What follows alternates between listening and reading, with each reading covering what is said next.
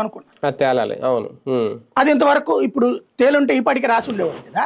ఖచ్చితంగా ఆ పేరు చెప్పి టీటీడీకి ఇవ్వాల్సిన డబ్బుల్ని అందులో ఏ పోలీస్ అధికారి నాకు చెప్పిన కొంతమంది ఏంటంటే, అంటే దీని మీద కోపగించిన కొంతమంది జర్నలిస్టులు వాళ్ళే ఇప్పుడు భానుప్రకాష్కి చెప్పినా ఇంకొకరికి చెప్పినా కూడా వాళ్ళు చెప్పింది ఏంటంటే, లేదు వాళ్ళ పేర్లను ఆస్తులు రాయించుకున్నారని చెప్పారు.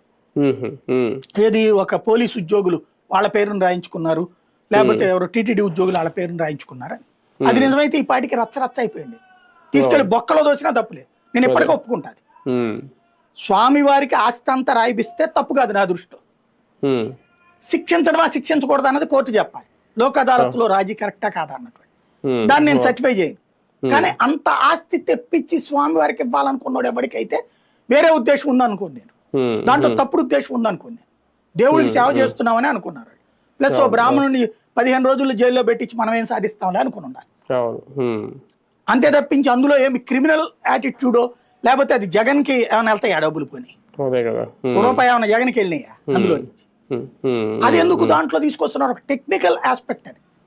ఇప్పుడు టీటీడీలో క్యూ లైన్లు కింద పెట్టాలని నిర్ణయం తీసుకుంది బోర్డే. తొక్కిసలాట జరిగితే దానికి బాధ్యత బోర్డుదే అంటే కాదన్నారు కదా, ఉద్యోగిది అన్నారు కదా. అంటే అవన్నీ సహజసిద్ధంగా జరిగేది. అక్కడే నాయుడు గారు తీసుకుని తప్పని చెప్పను నేను.